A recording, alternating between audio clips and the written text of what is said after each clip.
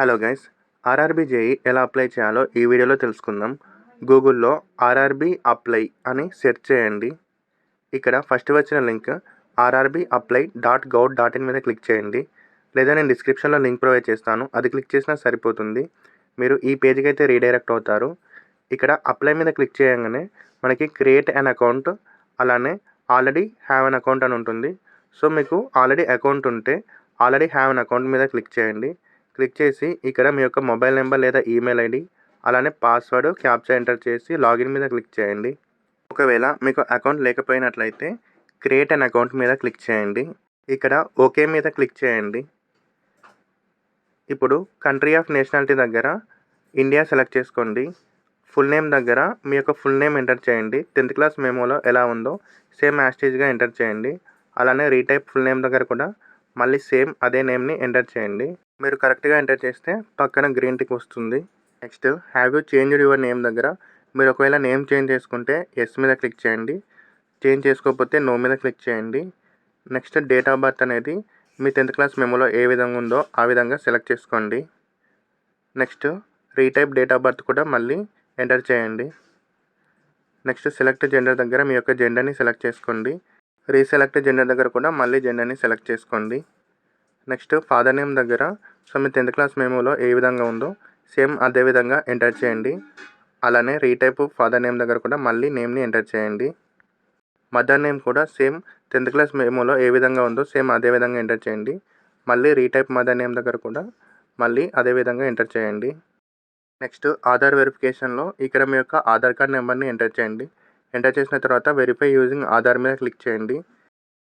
ఇక్కడ full name, date of birth, gender as per ఆధార్లో ఏ విధంగా ఉందో ఆ విధంగా ఎంటర్ చేయండి.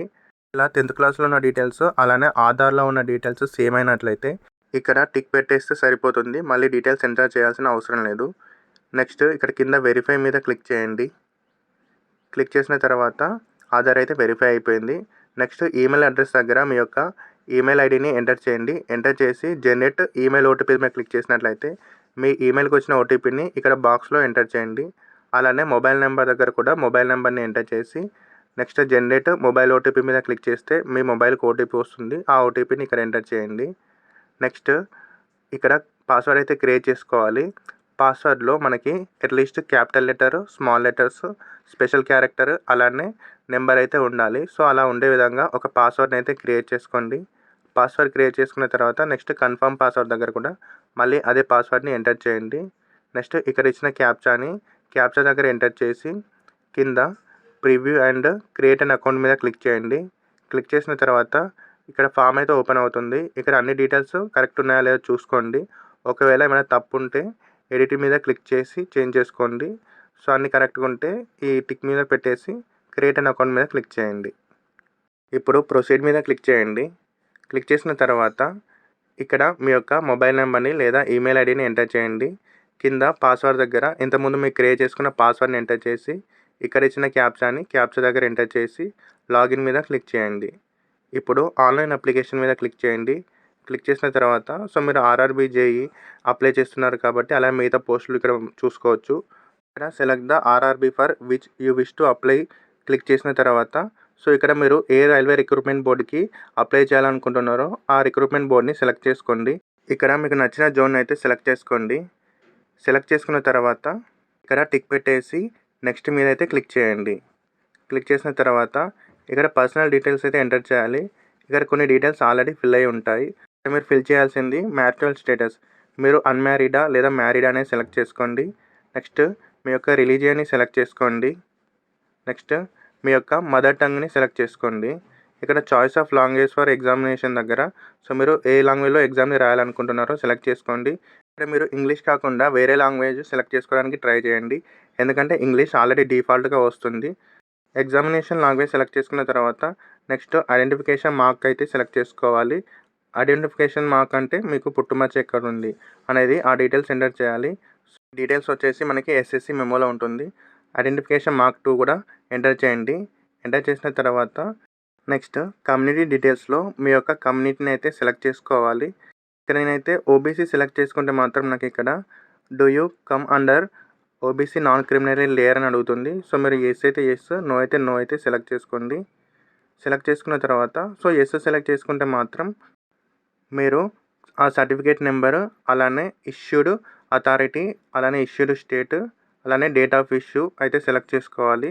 సెలెక్ట్ చేసుకున్న తర్వాత నెక్స్ట్ పోస్టల్ అడ్రస్ డీటెయిల్స్లో మీ యొక్క ప్రెజెంట్ అడ్రస్ డీటెయిల్స్ అయితే ఎంటర్ చేయాలి. సో ఇక్కడ స్టేట్ దగ్గర మీరు స్టేట్ని సెలెక్ట్ చేసుకోండి. అలానే డిస్టిక్ని, అలానే అడ్రస్ బాక్స్లో మీ యొక్క అడ్రస్ని ఎంటర్ చేయండి. నెక్స్ట్ విలేజ్, టౌన్ లేదా సిటీని ఎంటర్ చేయండి. నెక్స్ట్ మీ యొక్క పిన్ కోడ్ని ఎంటర్ చేయండి. నెక్స్ట్ మీ యొక్క పర్మనెంట్ అడ్రస్ డీటెయిల్స్ అనేది ప్రజెంట్ అడ్రస్ డీటెయిల్స్ సేమ్ అయినట్లయితే సో మీరు కింద ఇక్కడ టిక్ పెట్టేస్తే సరిపోతుంది. మీరు మళ్ళీ పర్మనెంట్ అడ్రస్ డీటెయిల్స్ ఫిల్ చేయాల్సిన అవసరం లేదు. ఒకవేళ వేరైనట్లయితే మాత్రం మీరు మళ్ళీ పర్మనెంట్ అడ్రస్ డీటెయిల్స్ అయితే ఫిల్ చేయాలి. నెక్స్ట్ సేవ్ మీద క్లిక్ చేసి నెక్స్ట్ మీద అయితే క్లిక్ చేయండి. క్లిక్ చేసిన తర్వాత ఇక్కడ అదర్ డీటెయిల్స్ అయితే ఫిల్ చేయాలి. ఇక్కడ are you an ex serviceman అనేది మీరు ఎస్ ఆర్ నో అనేది సెలెక్ట్ చేసుకోండి. Next are you a person with benchmark disability, మీకు డిజబిలిటీ ఉందా లేదా సెలెక్ట్ చేసుకోండి. ఒకవేళ ఉంటే మాత్రం ఎస్ మీద క్లిక్ చేసి ఆ డిజబిలిటీ డీటెయిల్స్ అయితే ఫిల్ చేయాలి. డిజబిలిటీ కేటగిరీ ఇలా మిగతా డీటెయిల్స్ ఫిల్ చేయాలి. ఒకవేళ డిజబిలిటీ లేకపోతే నోన్ క్లిక్ చేస్తే సరిపోతుంది. Next are you an EBC certificate holder అనేది సెలెక్ట్ చేసుకోండి. ఎస్ అయితే ఎస్, నో అయితే no. Next are you an employee of Indian Railways అని అడుగుతుంది. సో మీరు రైల్వే ఎంప్లాయ్ లేదనేది సెలెక్ట్ చేసుకోండి. సెలెక్ట్ చేసుకున్న తర్వాత ఇక్కడ name of the current department or organisation అని అడుగుతుంది. సో మీరు ఏమైనా సెంట్రల్ గవర్నమెంట్లో కానీ స్టేట్ గవర్నమెంట్ లేదా పబ్లిక్ సెక్టర్ అండర్టేకింగ్స్లో వర్క్ చేస్తున్నారా లేదా అనేది సెలెక్ట్ చేసుకోండి. లేకపోతే నాట్ అప్లికేబుల్ సెలెక్ట్ చేసుకోండి. నెక్స్ట్ ఫీ రిఫండ్ కోసం మీరు ఇక్కడ బ్యాంక్ డీటెయిల్స్ అయితే ఫిల్ చేయాలి. ఇక్కడ name of the account holder దగ్గర మీ బ్యాంక్ అకౌంట్లో ఏ విధంగా నేమ్ ఉందో ఆ నేమ్ని యాస్టీస్గా ఎంటర్ చేయండి. అలానే account number, confirm account number, అలానే ఐఎఫ్ఎస్సి కోడ్ ఎంటర్ చేసి కన్ఫర్మ్ మీద క్లిక్ చేసినట్లయితే సో ఇక్కడ మీ బ్యాంక్ నేము అలానే బ్యాంక్ అడ్రస్ ఆటోమేటిక్గా వచ్చేస్తుంది. సో నెక్స్ట్ ఇక్కడ సేవ్ మీద క్లిక్ చేసి నెక్స్ట్ మీద క్లిక్ చేయండి. క్లిక్ చేసిన తర్వాత నెక్స్ట్ మీ యొక్క ఎడ్యుకేషన్ క్వాలిఫికేషన్ డీటెయిల్స్ అయితే ఎంటర్ చేయాలి. సో ఇక్కడ 10th డీటెయిల్స్ అయితే ఫిల్ చేయాలి. సో ఇక్కడ మీరు 10th చదివిన స్టేట్ అలానే డిస్టిక్ని సెలెక్ట్ చేసుకోండి. మీరు 10th ఏ డిస్టిక్లో చదివారు. నెక్స్ట్ 10th క్లాస్ బోర్డ్ నేము సిబిఎస్ఈయా లేకపోతే ఎస్ఎస్సియా, సో ఆ బోర్డ్ నేమ్ అయితే ఎంటర్ చేయండి. నెక్స్ట్ డేట్ ఆఫ్ పాసింగ్, మీరు 10th ఎప్పుడు పాస్ అయ్యారనేది సెలెక్ట్ చేసుకోండి. నెక్స్ట్ మీ యొక్క 10th క్లాస్ రోల్ నెంబర్ని ఎంటర్ చేసి యాడ్ మీద అయితే క్లిక్ చేయండి. క్లిక్ చేసిన తర్వాత నెక్స్ట్ ఇక్కడ క్వాలిఫికేషన్ దగ్గర మీ యొక్క హైయెస్ట్ క్వాలిఫికేషన్ అయితే సెలెక్ట్ చేసుకోండి. సెలెక్ట్ చేసుకున్న తర్వాత నెక్స్ట్ డిస్ప్లే దగ్గర సెలెక్ట్ మీద క్లిక్ చేసి సో మీ యొక్క బ్రాంచ్ని అయితే సెలెక్ట్ చేసుకోండి. సెలెక్ట్ చేసుకున్న తర్వాత నెక్స్ట్ సబ్స్ట్రీమ్ ఆప్షనల్ ఎంటర్ చేసినా చేయకుండా ఏం కాదు. నెక్స్ట్ స్టేట్ దగ్గర ఇంతకుముందు సెలెక్ట్ చేసుకున్న క్వాలిఫికేషన్ ఏ స్టేట్లో చేశారనేది సెలెక్ట్ చేసుకోండి. సెలెక్ట్ చేసుకున్న తర్వాత ఇక్కడ డిస్టిక్ దగ్గర ఏ డిస్టిక్లో చేశారనేది సెలెక్ట్ చేసుకోండి. Next name of college are యూనివర్సిటీని ఎంటర్ చేయండి. మ్యాథ్స్ అయితే కాలేజ్ని అయితే ఎంటర్ చేయండి. నెక్స్ట్ ఇక్కడ డేట్ ఆఫ్ పాస్ దగ్గర సో మీరు ఎప్పుడు పాస్ అయ్యారనేది ఆ డేట్ని సెలెక్ట్ చేసుకొని యాడ్ మీద క్లిక్ చేసి నెక్స్ట్ మీద అయితే క్లిక్ చేయండి. నెక్స్ట్ ఇక్కడ మీ యొక్క ఫోటో అలానే సిగ్నేచర్ అప్లోడ్ చేయాలి. ఇక్కడ కింద బ్రౌజ్ మీద క్లిక్ చేసి ఫోటో అప్లోడ్ చేయొచ్చు. ఫోటో అప్లోడ్ చేసే ముందు ఇక్కడ ఇన్స్ట్రక్షన్స్ అయితే చదవండి. ఫోటో అనేది లాస్ట్ 6 monthsలో దిగింది ఉండాలి. అలానే వైట్ బ్యాక్గ్రౌండ్ ఉండాలి. అలానే ఇక్కడ మనకి ఫోటో సైజ్ వచ్చేసి 35mm to 45mm అయితే ఉండాలి. సో ఇలా మిగతా ఇన్స్ట్రక్షన్స్ కూడా చదవండి.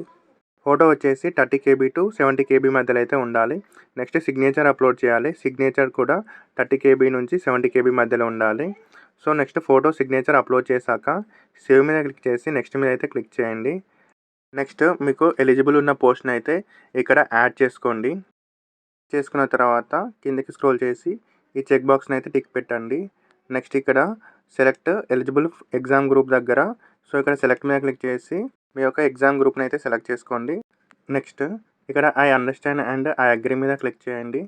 నెక్స్ట్ ఇక్కడ స్క్రోల్ చేశాక ఇక్కడ చెక్ బాక్స్ మీద టిక్ పెట్టేసి ప్లేస్ దగ్గర మీరు ఎక్కడి నుంచి వెళ్ళి ఈ ఫామ్ ఫిల్ చేస్తున్నారు అనేది ఆ ప్లేస్ని అయితే ఎంటర్ చేయండి.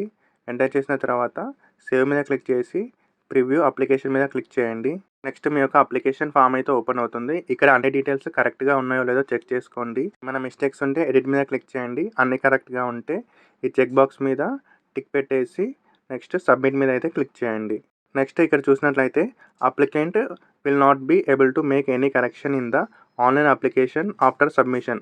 సో మీరు ఒకసారి అప్లికేషన్ ఫామ్ని సబ్మిట్ చేశాక సో మీరైతే మళ్ళీ అప్లికేషన్ ఫామ్ని అయితే ఎడిట్ చేసుకోరాదు. సో నెక్స్ట్ సబ్మిట్ మీద క్లిక్ చేయండి. క్లిక్ చేశాక నెక్స్ట్ పేమెంట్ అయితే చేయాలి. ఇక్కడ 2 పేమెంట్ ఆప్షన్స్ ఉంటాయి. నేనైతే పే విత్ ఎస్‌బీఐ ఈపే మీద అయితే క్లిక్ చేశాను. ఇక్కడ చెక్ బాక్స్ మీద టిక్ పెట్టేసి నెక్స్ట్ ప్రొసీడ్ మీద క్లిక్ చేయండి. ఇక్కడ మనకి పేమెంట్ వచ్చేసి డెబిట్ కార్డ్ లేదా క్రెడిట్ కార్డ్ ద్వారా పేమెంట్ చేయొచ్చు. లేదా ఇంటర్నెట్ బ్యాంకింగ్ ద్వారా చేయొచ్చు. లేదా మీరు యూపీఐ ద్వారా కూడా పేమెంట్ చేయొచ్చు. యూపీఐ ద్వారా చేయాలనుకుంటే ఇక్కడ ఎంటర్ యూపీఐ ఐడీ మీద సెలెక్ట్ చేసుకొని మీ యొక్క యూపీఐ ఐడీ ఎంటర్ చేసి పేమెంట్ చేయొచ్చు. లేదా క్యూఆర్ ద్వారా చేయాలనుకుంటే ఇక్కడ యూపీఐ క్యూఆర్ మీద సెలెక్ట్ చేసుకొని నెక్స్ట్ పే నౌ మీద క్లిక్ చేసినట్లయితే మీకు క్యూఆర్ కోడ్ అయితే చూపిస్తుంది. ఈ క్యూఆర్ని స్కాన్ చేసి మీరు పేమెంట్ అయితే చేసుకోవచ్చు. ఈ విధంగా అయితే మీరు అప్లై చేసుకోవచ్చు. ఇటువంటి మరిన్ని యూస్ఫుల్ వీడియోస్ కోసం మన ఛానల్ని సబ్స్క్రైబ్ చేసుకోండి. Thanks for watching.